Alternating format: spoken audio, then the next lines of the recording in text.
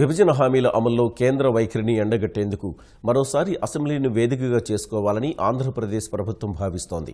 వివిధ వర్గాలకు పెంచిన ఆర్థిక సాయంపై సమగ్ర చర్చతో పాటు ప్రజా సమస్యల పరిష్కారం, పలు బిల్లుల ఆమోదం కోసం నేటి నుంచి జరిగే బడ్జెట్ సమావేశాలకు సన్నద్దమైంది.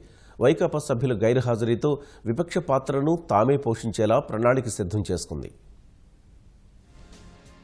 ప్రతిపక్షం లేకున్నా గత 3 పర్యాయాలు నిర్వహించిన అసెంబ్లీ సమావేశాలను అధికార పక్షం పూర్తిగా సద్వినియోగం చేసుకుంది. ఈసారి కూడా అదే పందాలో బడ్జెట్ సమావేశాలు నిర్వహించేందుకు సన్నద్దమైంది. కాపులకు 5% రిజర్వేషన్లు కల్పించే అంశంతో పాటు బీసీ ఉప ప్రణాళికకు నిధుల పెంపు, బీసీల్లోని అన్ని కులాలకు జనాభా నిష్పత్తి ప్రకారం నిధుల కేటాయింపు అంశాలపై ఈ సమావేశాల్లో కీలక నిర్ణయాలు తీసుకునే అవకాశముంది. భాజపా ఎమ్మెల్యే ఆకుల సత్యనారాయణ రాజీనామాతో ఆ పార్టీలో మిగిలిన ముగ్గురి పాత్ర అంతంత మాత్రమే కానుంది. వీరు ప్రభుత్వానికి ఇబ్బంది కలిగిస్తే కేంద్రంపై ఎదురుదాడి చేసేలా సర్కారు వ్యూహరచన చేసుకుంది. మొత్తం 8 పని దినాల పాటు ఈ సమావేశాలు జరిగే అవకాశముంది.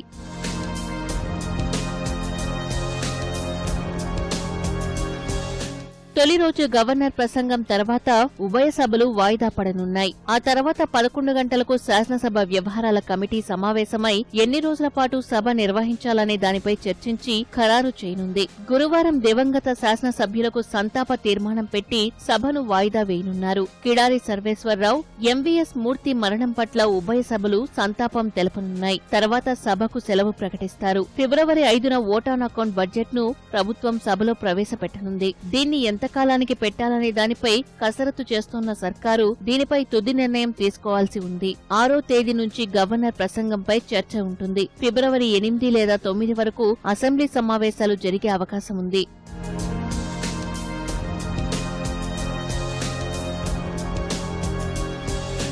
ముఖ్యమంత్రి ఇటీవల విడుదల చేసిన 10 శ్వేతపత్రాలపై సభలో సుదీర్ఘంగా చర్చిస్తారు. విభజన హామీలపై కేంద్రం వైఖరి, పింఛన్ల రెట్టింపు, జయహో బీసీ సభ హామీలు, నెల్లూరులో దళిత తేజం, గుంటూరు నారాహమారా సభ హామీలపై సమగ్రంగా చర్చించనున్నారు. పసుపు కుంకుమ కింద 2 దశల్లో ఒక్కో డ్వాక్రా మహిళకు 20,000 సాయం, స్మార్ట్ ఫోన్, రైతు సంక్షేమ చర్యలు, యువనేస్తం అమలు, నదుల అనుసంధానం, ప్రాజెక్టుల పూర్తి, గ్రామీణ పట్టణాభివృద్ధి, రాజధాని నిర్మాణంపై చర్చించాలని సర్కారు యోచిస్తోంది. అసెంబ్లీ సమావేశాల సందర్భంగా గవర్నర్ ప్రసంగంలో ఉండాల్సిన అంశాలపై చంద్రబాబు ప్రత్యేక శ్రద్ధ తీసుకున్నారు. దీని ద్వారా కేంద్రం రాష్ట్రానికి చేస్తున్న అన్యాయం ప్రస్తావనకు తేవాలని సీఎం భావిస్తుండగా దీనికి నరసింహన్ ఎలా స్పందిస్తారనేది చర్చనీయాంశమైంది.